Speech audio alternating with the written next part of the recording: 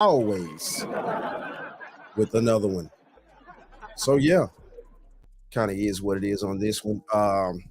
It's going to be crazy, but I mean, it just is what it is. So we're going to go here now. And yeah, we're going to put these quarters, nickels, and dimes in on the times. Real talk.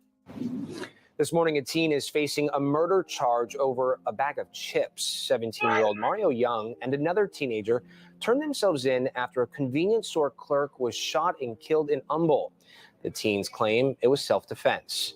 The security cameras captured most of what led up to the shooting, but not the actual shooting. Only on two. Reporter Corley Peel sat down with a witness who not only saw what happened, but even called 911. Corley, good morning.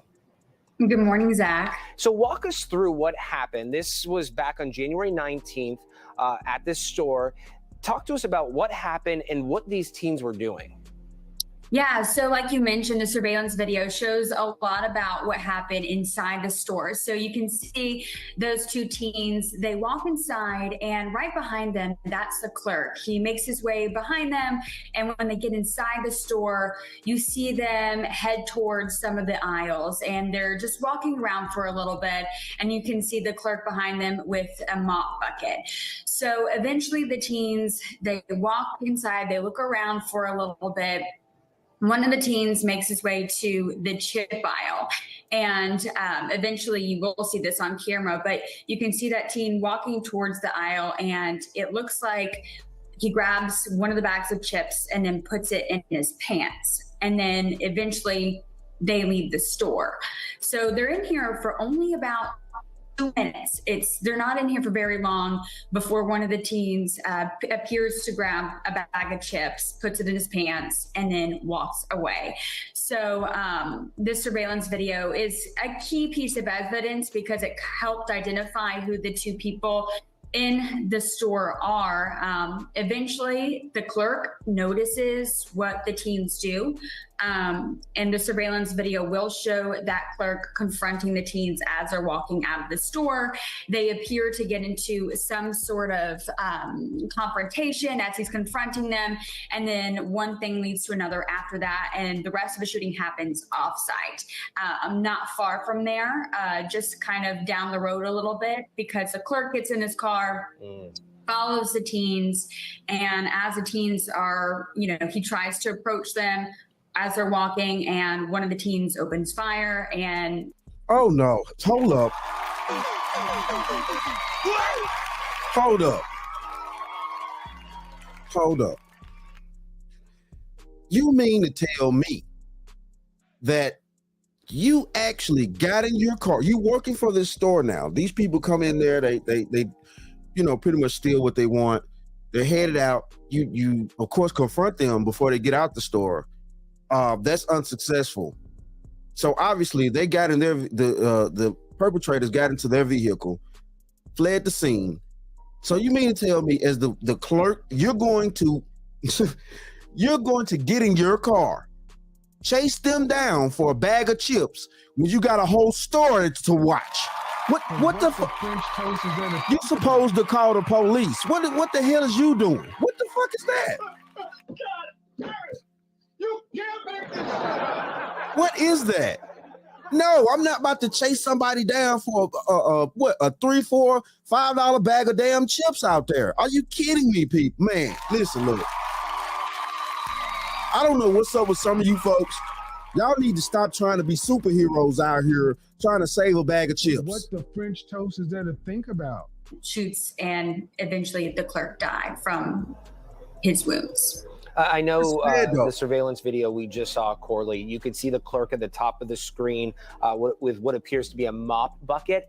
So he lost his life that day over a $5 bag of chips. Man, y'all got to do better out there. Man, that store got plenty of money. They'll reimburse them damn chips. It ain't that serious. Over a bag of chips? Man, man, we need to stop this.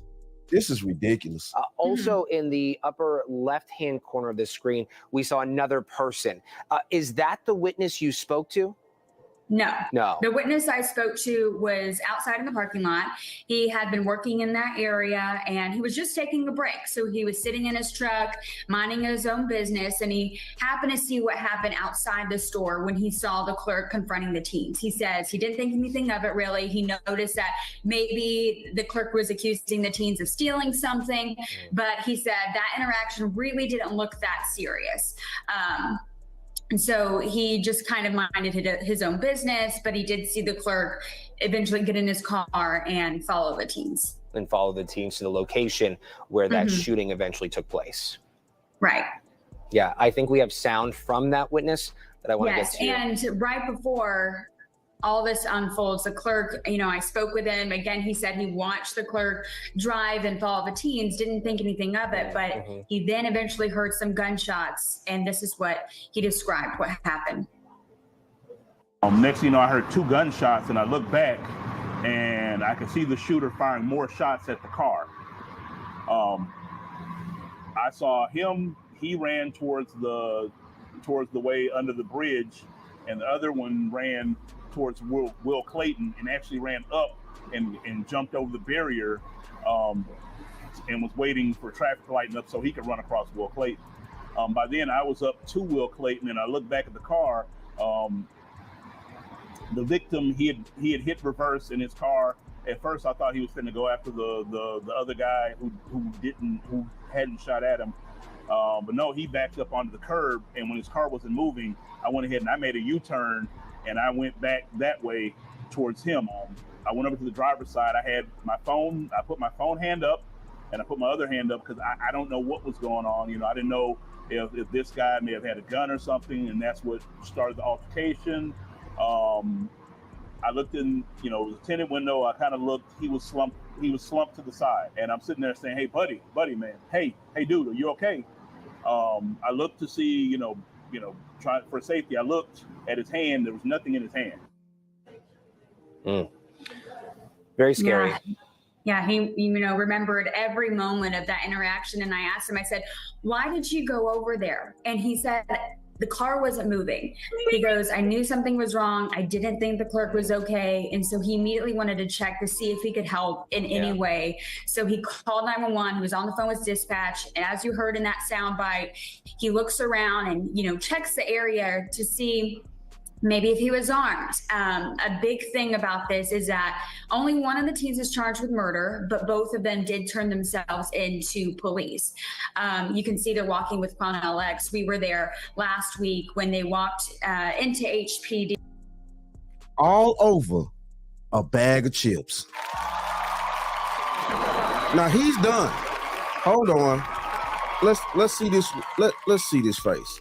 Let's see this face. Now We're he's there done. last week when they walked. He's done. All over a bag of chips. You've thrown your life away for a $5 bag of chips.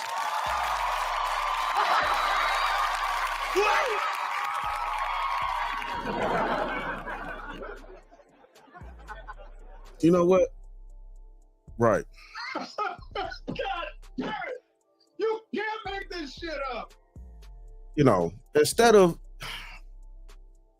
your people driving you to be a productive citizen, you're out here, first of all, as a teenager, you're carrying firearms. How that happens, I don't know. Hey, I don't be understanding.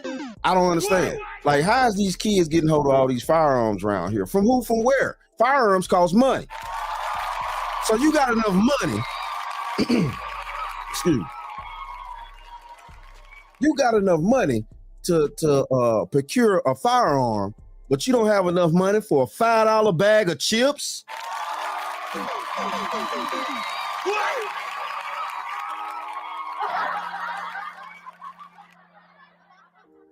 Into HPD and turned themselves in. Quanell X told us that the teens are claiming self-defense. They also accused the clerk of having a weapon. When I spoke with that witness who checked on the clerk after the shooting, he told me he did not see any guns in the car. He checked, but did not see that he was armed. So them kids were basically spooked. They were spooked out.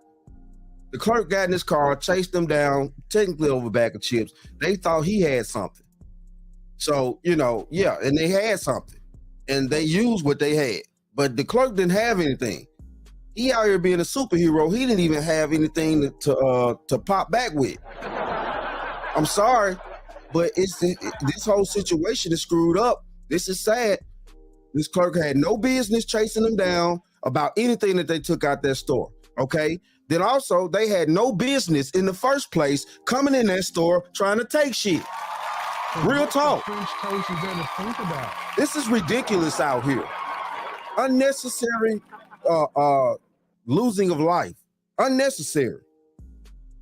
Reached out to Humble Police asking if they can confirm if a weapon was found in the clerk's car, but they have not responded to that question because this is still an active and ongoing investigation. And so we're waiting for confirmation if we will get any at all from investigators on whether there was in fact a weapon in that car. Okay. Well, of course, I know you'll stay on top of this case, bringing us the very latest right here on KPRC2. Nah, man. That's ridiculous. And definitely improper home training. No, you don't go anywhere and then take something and then expect people not to respond to what you're doing. Then also as well, if you are a clerk in any store, anywhere, people come into your store, they take things or whatever, let them do what they do. Call the police. That's not your job, man. I'm sorry, but it's not. I'm sorry, but it's not, man. Do not defend your job with your life. That makes no sense. That makes no sense. In these types of cases, man, this is ridiculous. This is a true loss of life for no reason. Now, the clerk, his family has to cry and suffer because he made a decision and it wasn't the right one. Now, these children that had firearms, by some miracle or whatever, but couldn't afford a bag of chips. Their families are going to have to suffer because regardless of whether or not the second dude is being charged with the actual crime, he's going to catch some type of charge because he was there. That's just being honest. And the other dude, yeah, we're going to see him maybe in 30 years, maybe. So he's a teenager growing up in prison at this point. He's not going to be right for any type of society in the future. I'm just being honest out here. It's crazy though, but it's the truth. But it is what it is though, man. Hey, shout out to all my subscribers. Mad love to y'all. If you're new to the channel, please hit that like, share, subscribe button. Make sure you ring that bell to be notified whenever I decide to post things, all right? And like I always say. And that, my friends, is the bottom line. That, my friends, is the bottom line.